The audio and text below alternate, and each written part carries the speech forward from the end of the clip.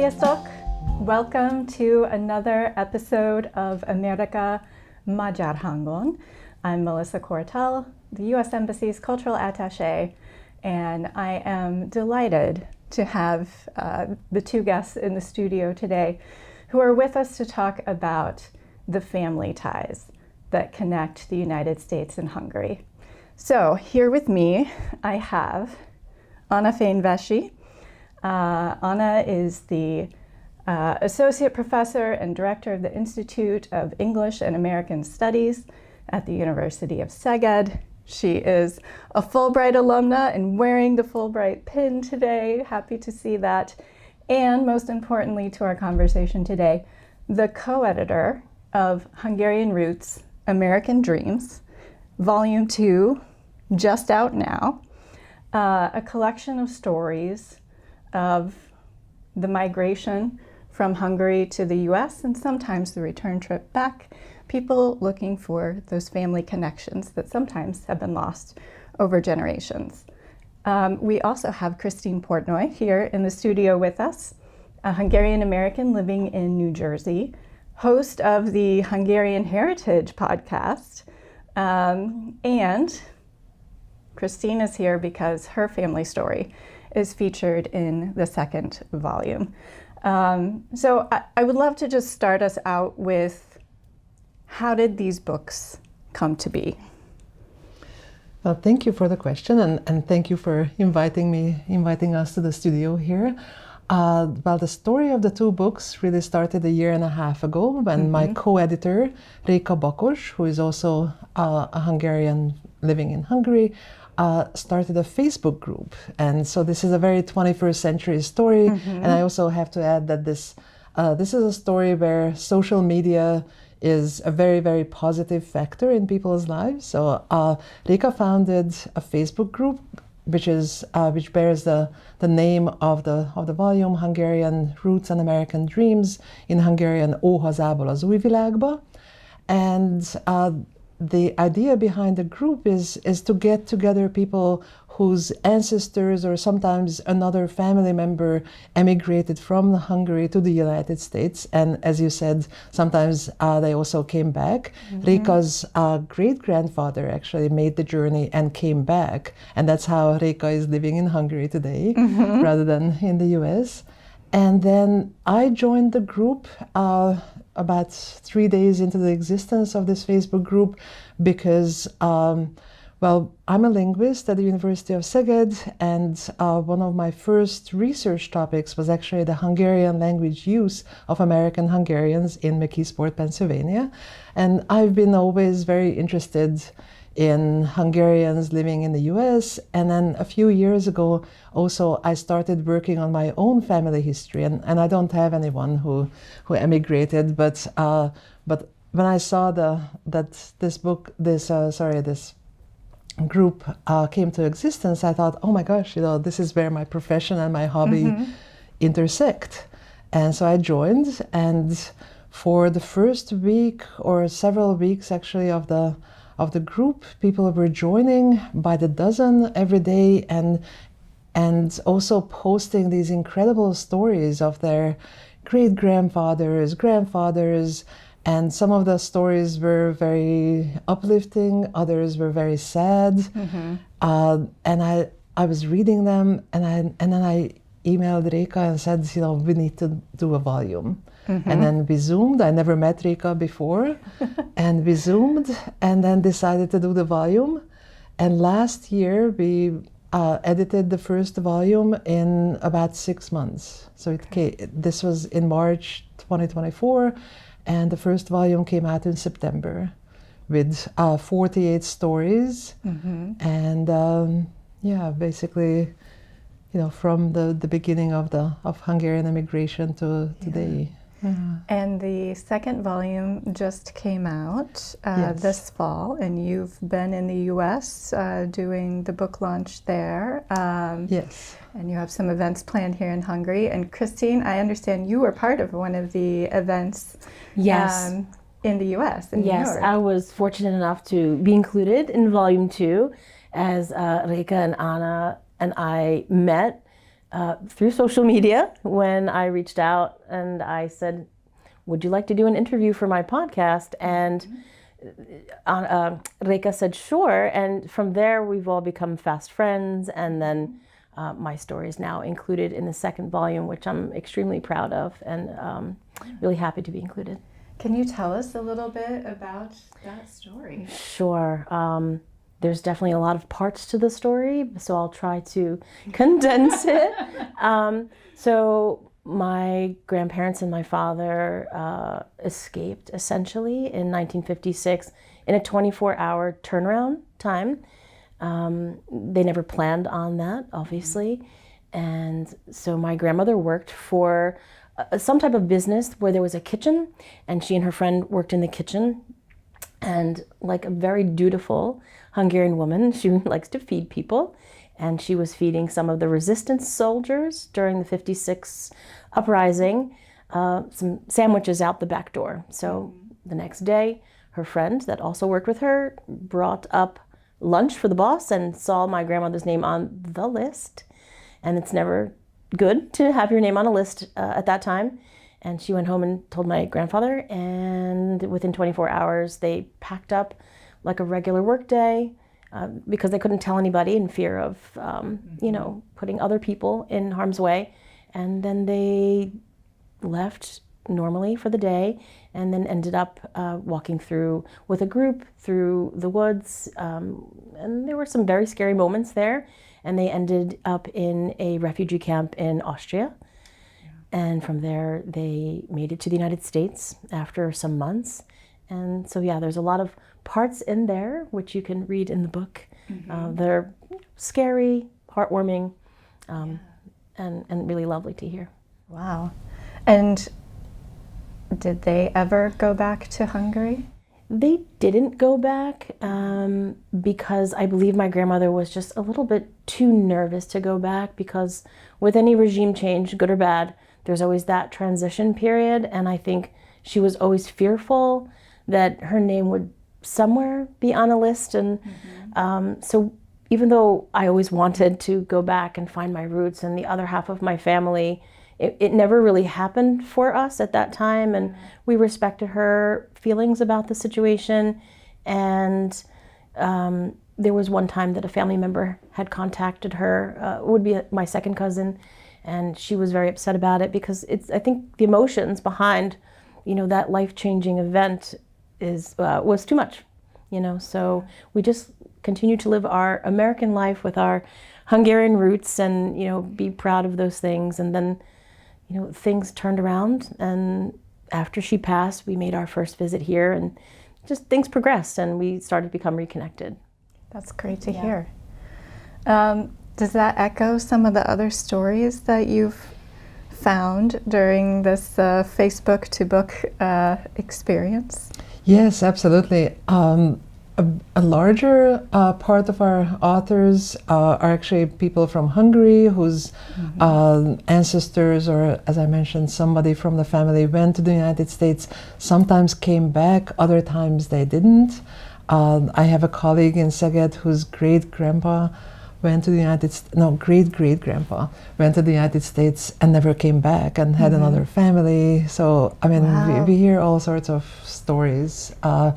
But also a large number of our authors are like Christine, American Hungarians, for whom their Hungarian heritage is very important.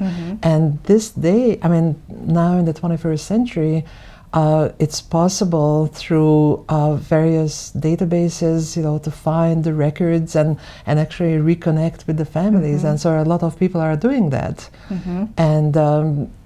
And if you're interested in family history research, there are many groups out there, and so the American Hungarian authors, or people who became authors, have found a group and joined, and basically that's how we all are meeting. Yeah. Different people hold different pieces of the puzzle. Exactly.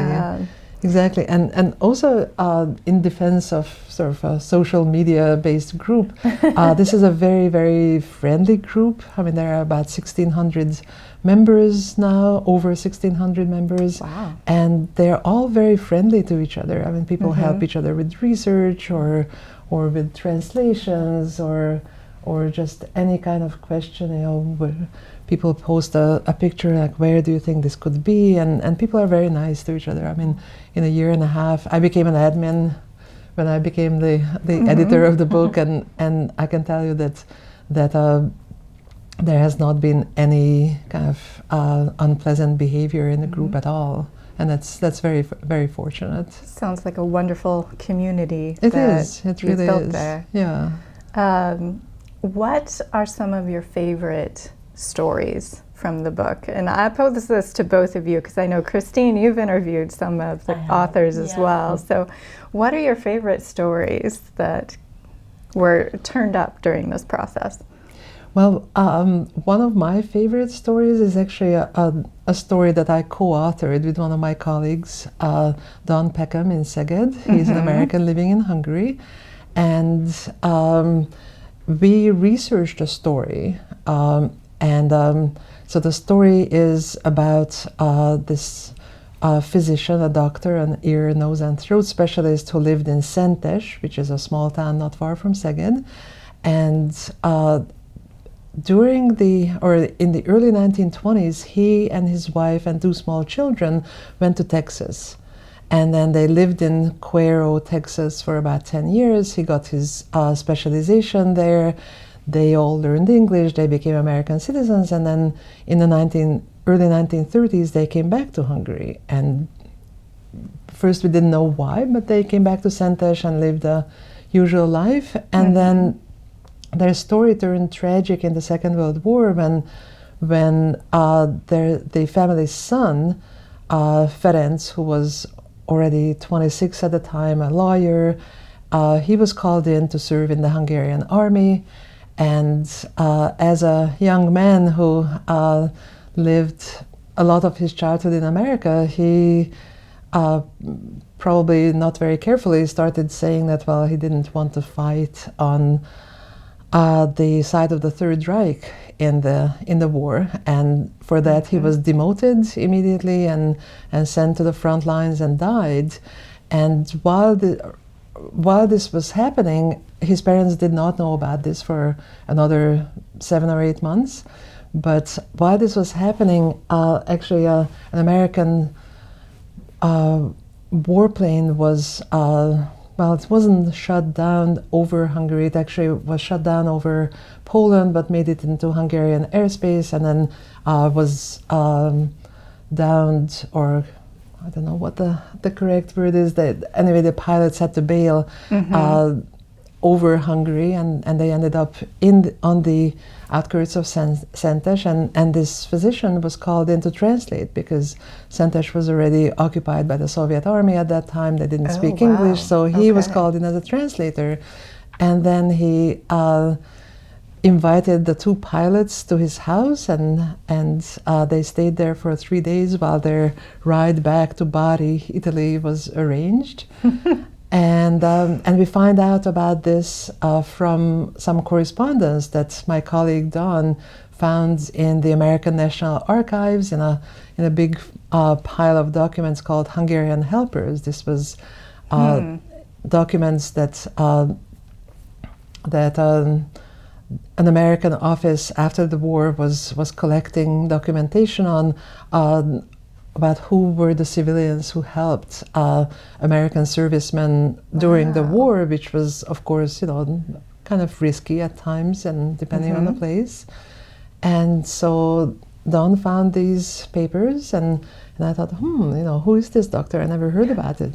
My own dad's family is from Szentes. And so I started researching it, and then it turned out that, wow, there is this very, very interesting story about it. And then the great-granddaughter of the doctor joined the Facebook group, kind of miraculously. And we found out that her great-grandparents came back because her great-grandma, the doctor's wife, was very homesick. She had a big family in Szentes, and she was missing them. And then it, of course, became a big one of those moments in their lives that they might have, thought about otherwise if they had known what was coming. But of course they didn't. And then Nora, the great granddaughter, she became an English teacher because her grandma always talked to her about what a fantastic time she had in the U.S. growing up. She was the doctor's daughter, Nora's grandmother, just making it. And she found out details about her family's life that she never knew before. She never knew about the pilots staying with her great-grandpa. And there were also other details from the Hungarian archives that she never knew about that Dawn and I uncovered. And am I remembering correctly that her grandmother also ended up translating for U.S. troops during the war, since she exactly. spoke English?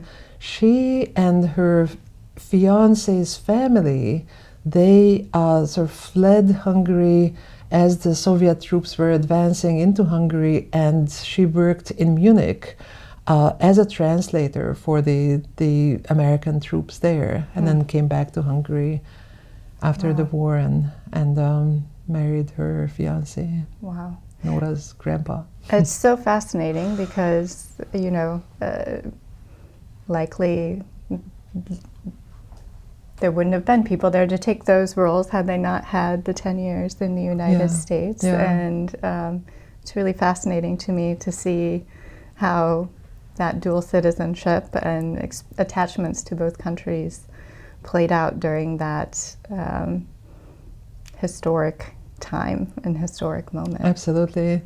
Yeah, and to me, I mean, the most tragic or sort of most tragically remarkable detail is how this young man who grew up in the States was so vocal about where he stood, and of course, that caused his untimely death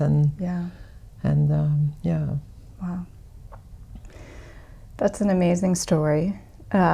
Christine, do you have any stories that stick with you? Well, it's very difficult to choose a favorite story because they're all so wonderful and they all have that similar thread of connection and longing for connection, which is what I found even through my podcast and reading the stories in Hungarian Roots and American Dreams, is that the people that are writing these stories, they're also searching for that connection or lost connection, and just to feel a part of the larger immigration story, and to know that other people are also feeling those similar feelings. And even though I have my story in the second volume, when I read the other stories, I can find a glimmer of a similar situation. And that's really what connects us all together, is knowing that there's that similar experience or like little thread of experience that my family went through, and it's what keeps us all, so connected to our Hungarian heritage. And so it's hard to pick one because we're all looking for that similar experience. Right, and that I guess gets to kind of the bigger why behind both this book and the Facebook group and your podcast and even this podcast, because we launched this podcast series because we are about to celebrate 250 years of American independence next July 4th. And so we're exploring all of these connections between the U.S. and Hungary over the next year and the ways that Hungarians have played a role in America's story. And we'll visit some of the stories that are already well known, like Hollywood and Arab Sukor and William Fox and The Martians, but I think these stories of everyday people and the family connections that go back generations, these are the things that actually form the real connective fabric that keeps our two countries connected through things like world wars, where we may not be on the same side, but there are these connections that go deeper than politics and everything else. So I'm curious how both of you see this role of personal storytelling and personal history and genealogy in strengthening the ties between the U.S. and Hungary.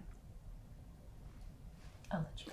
Yeah, so for me, it's totally fascinating that in these 2 volumes, in the 106 stories altogether, I mean, you can sort of look at them as little mosaic pieces. Every story is a little universe in itself.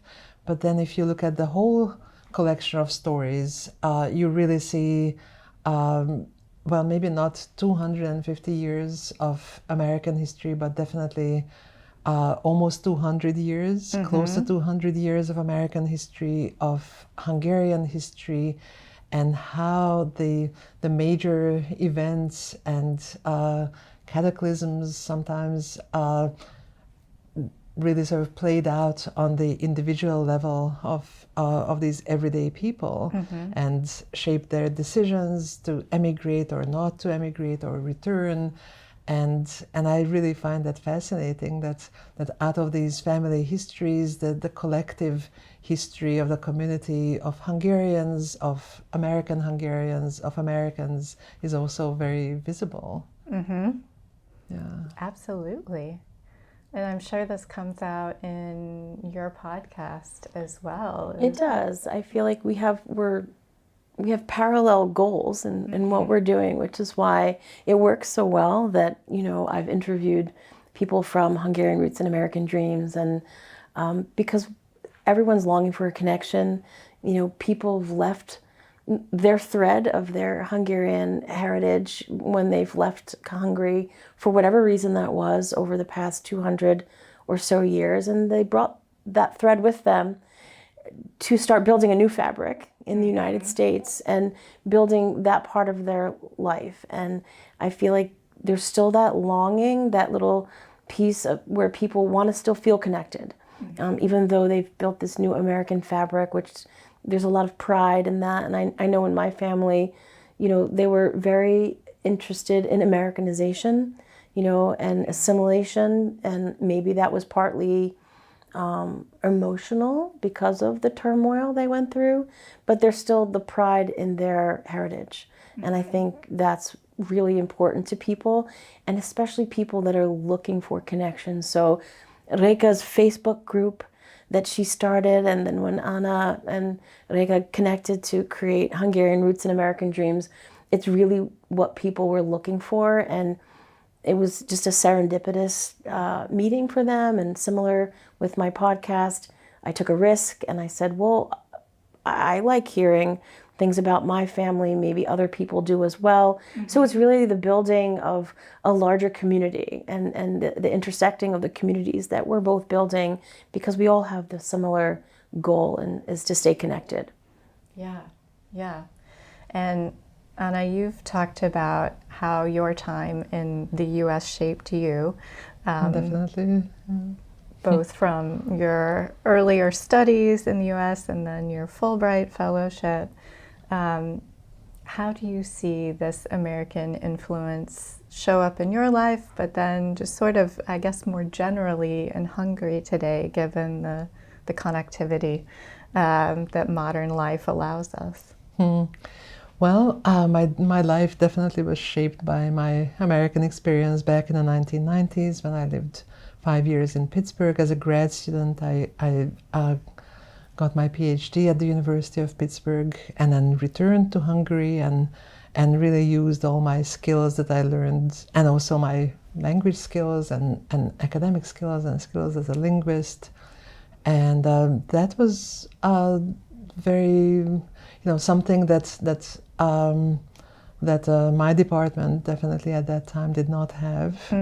PhD programs were just starting up in Hungary in the 90s. And I didn't know that. I didn't know that there was not a way to get your PhD here at the time. It was the old system with the kandidatusi degree, but you were supposed to work on it on your own.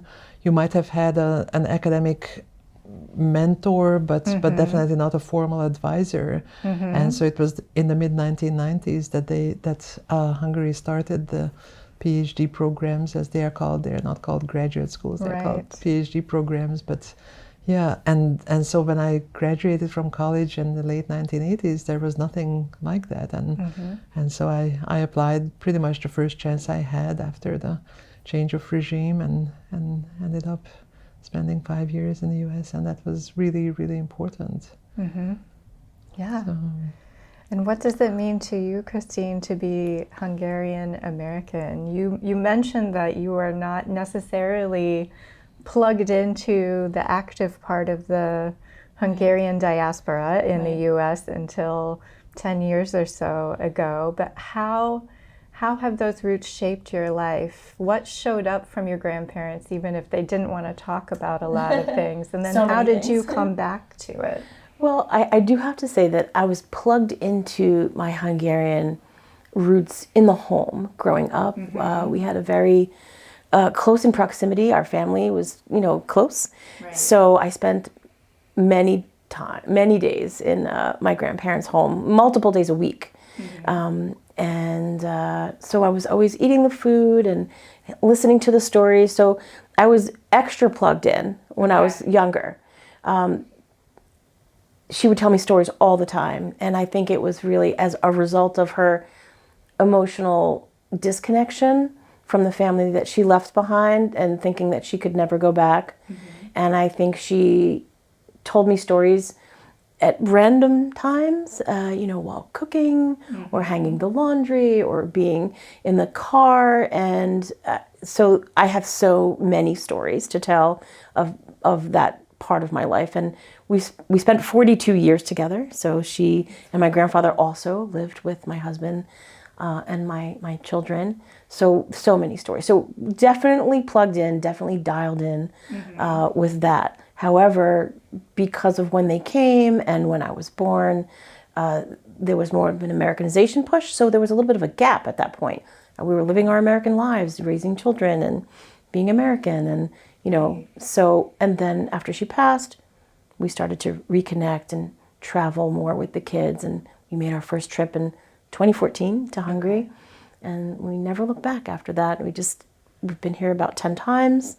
My husband loves it. He's not even Hungarian, so I love the fact that he loves coming here and being part of it. So we've redialed in, we've reconnected, and the community that I've built by taking the risk, the lucky risk of just joining a language class, and I've made friends, and I'm on the board at the American Hungarian Foundation now in New Brunswick.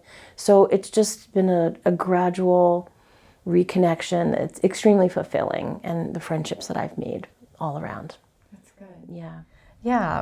I'm kind of curious from both of you how you see the Hungarian American community shifting, because there were these pockets of Hungarian speaking, very Hungarian communities during the waves of immigration, but now it's a little bit beyond that. You've studied some of those linguistic connections, but how do you see that community evolving? And to me, having met many people that are part of it, I see still a tremendous pride in being Hungarian.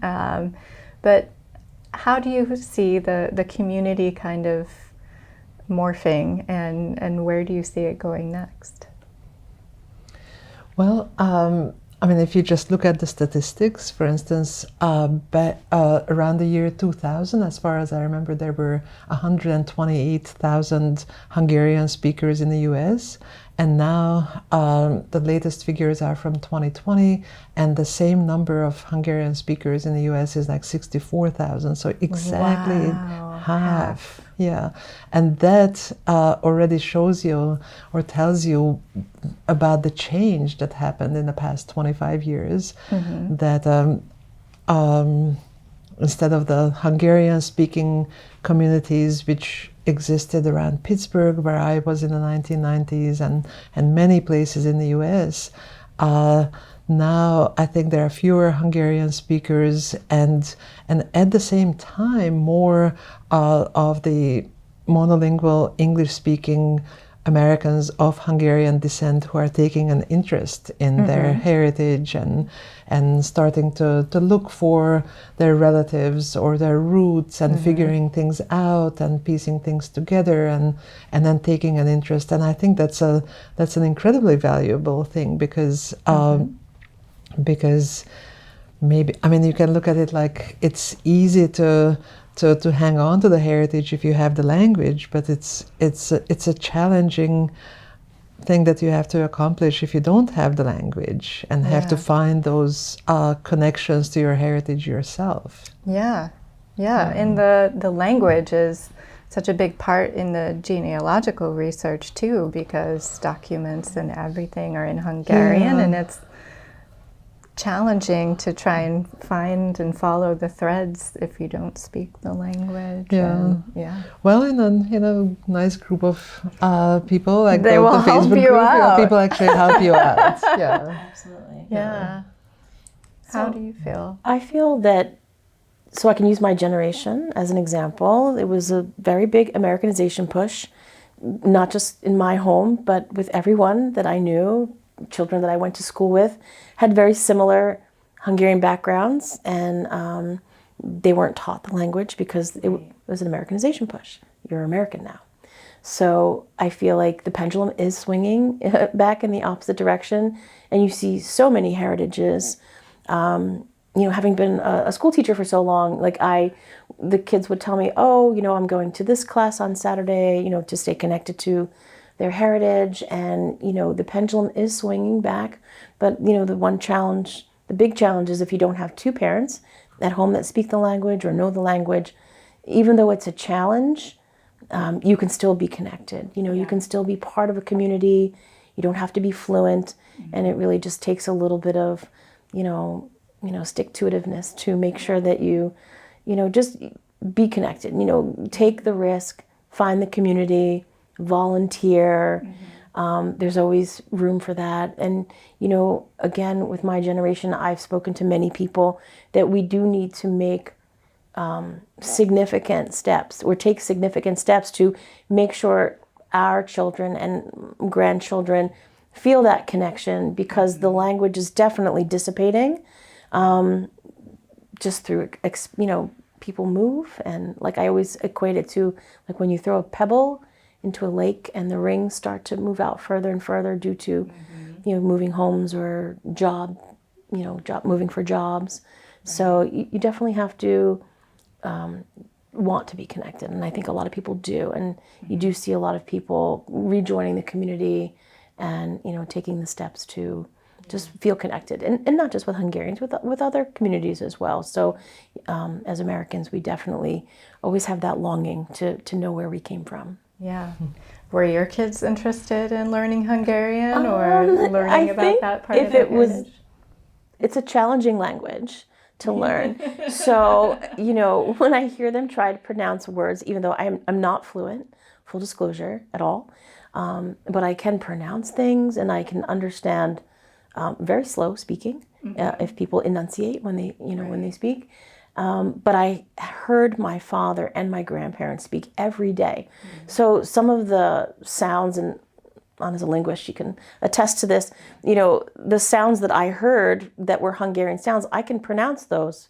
And then they're not as easy for people that are learning it for the first time. So, but their interest, other than the language, is very strong, and they're very proud of everything about their Hungarian heritage and visiting and the food, and, they're active in the community as well. Yeah. So there's a lot of pride there. Good. Yeah. So what's next for both of you? Will there be a third volume of the book? We, Rika, Bakos, and I have several book ideas, and actually my colleague that I mentioned already, Don Peckham in Szeged, and I are currently interviewing people for the next book, which is going to be a slightly different book. It's not going to be a collection of stories written by different authors, but it's a book that's the two of us are going to write about the very famous generation or group of foresters from Sopron who all walked across the border. Tell us a little bit about that story, because I think it's one of my favorites from the books to come out. Yeah, so Don actually, for the second volume, wrote a chapter about his former scoutmaster from Eugene, Oregon, who was Mr. Nauger. And his, actually, there were two scoutmasters, Mr. Horváth and Mr. Nauger, the István Horváth and Sándor Nagygyőr, and they were foresters from this generation of young people, mostly young men, who were all students at the Sopron School of Forestry in 1956, and during the days of the revolution, when the actually the Hungarian police force completely abandoned the city, they patrolled it and they sort of kept the peace in the streets. And then when the revolution was crushed, they felt like, this is going to be a problem, and so many of them, like over 250 students and about 50 faculty, walked across the border. Sopron is about a mile and a half from the Austrian border, so it was not a big feat. And then they realized that there was no way back. And at that point, their dean Kálmán Roller, who was also among the faculty members who walked across the border, he started writing to different forestry schools all around the world because he wanted to keep these students together. And so he was corresponding with schools of forestry to see which country would take the whole contingent. And long story short, Canada admitted them, and so they all ended up in Vancouver, British Columbia, and the University of British Columbia, which already had a school of forestry, actually created the Sopron division for them. Wow. And these students were able to complete their university education taught by their own professors in Hungarian while they were learning English for their future professional lives. And they received UBC degrees. I mean, this is a once in a lifetime kind of thing. That's they followed their own curriculum from Sopron and got UBC degrees. And then 141 of these students graduated between 1958 and I think 1962. So after 4 years, they closed the Sopron division, and then these foresters basically occupied the main forestry positions in Canada, most of them, and about 10% of them, about 15 people, ended up in the United States. And became this legendary generation who actually kept up over the years in yearly reunions. Actually in Vancouver, some of the people who still live there, they still meet every month, every I think first Tuesday of the month in the same restaurant. Wow. Yeah, and they're now in their early 90s. Yeah. And many of them, of course, by now passed away, but still about a handful are meeting. And so we are kind of in the last minutes to catch them, and Don is interviewing them, and I'm interviewing people at the University of Sopron to find out about their legacy, because after the regime change in 1989, the Sopron University invited them back, and so they were able to reestablish their ties with their former alma mater. Wow. And establish scholarships. There's actually, I don't know if you've been to the Sopron University, there is a totem pole standing in front of the main building of the university, which was carved by one of these foresters. Wow. And brought over to Sopron. And there's one of these traditional secular gates, the Székelykapu, in front of the School of Forestry in Vancouver, which the same man carved. Wow. So there's even like the tangible heritage is visible still. Yeah. And so we are Reka and I, or actually for this volume, Reka will be the editor and Don and I the authors. So we are writing this book about the legacy of these Hungarian foresters in North American forests. Yeah, it's such an incredible story that a group that large was able to all stay together. Yeah, that's just one of those amazing blips, I guess, in history, and such a great story that you're keeping alive in retelling it. Yeah, what's next for you? Season 4 of the podcast, what are you exploring? Growing every day, making new friends through the interviews and the people that I meet. And it's really just to continue growing the connections. And because I feel I've always been a connector as a human. Even when I was a kid, I was always the one gathering people together on the playground. So I feel like I have that unique skill to do that. And I feel obviously we'll do more episodes with some of the authors of Volume 2. That's definitely on the agenda. And really just continuing to grow the connectivity between the Hungarian communities in the United States, because it's such a large country. I don't think people understand that live outside the U.S. like how far things are from each other. And I'd like to say that I've been to every state in the Union, but I have not yet. So it's really connecting people, especially as, this generation of, senior citizens that we have, they age, and, we need to be able to attract people that might feel hesitant to join the community because they feel as though they don't speak well, so maybe they wouldn't feel welcome, which is untrue.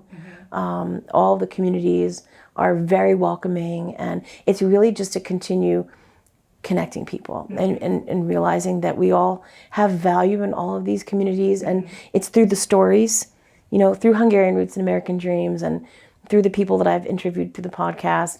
And people really want to tell their story too. And that's something that I'm sure that you and Reka have felt through the Facebook group.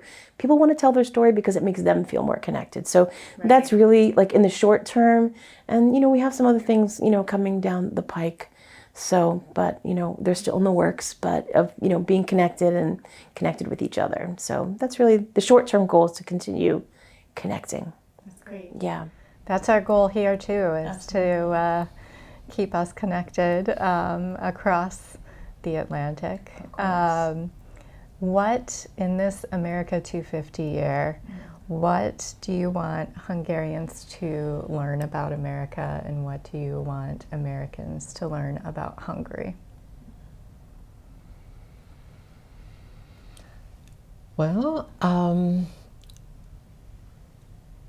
I think that Hungarians have a lot to learn about the everyday Americans, because they see the movies, they read about the politics, and that's not all that there is to America, and a lot of them don't have an experience with sort of everyday people in everyday situations.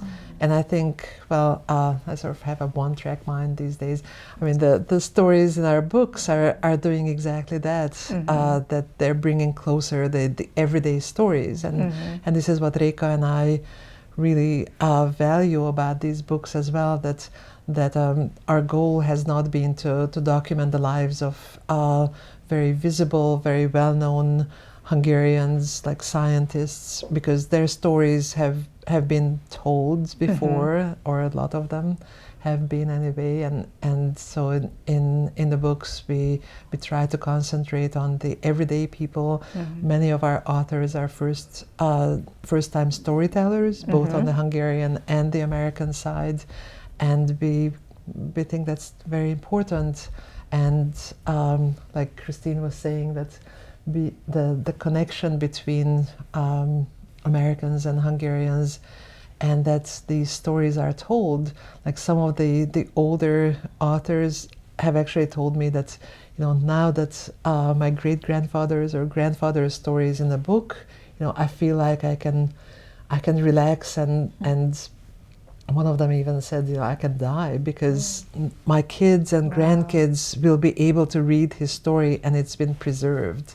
And for me, like that's the biggest thing. Yeah. That's very moving. Yeah. Yeah, absolutely. Well, it was actually the first time that I wrote my story out from start to finish as well, even though I was so connected to the story. And I feel like similar to what Anna and Reka have done, it's really, as Americans, we have so many things about our life that doesn't reflect our heritages, Hungarian or where we come from, and because we're so proud to be American and live the American lifestyle. But knowing where you come from is also important.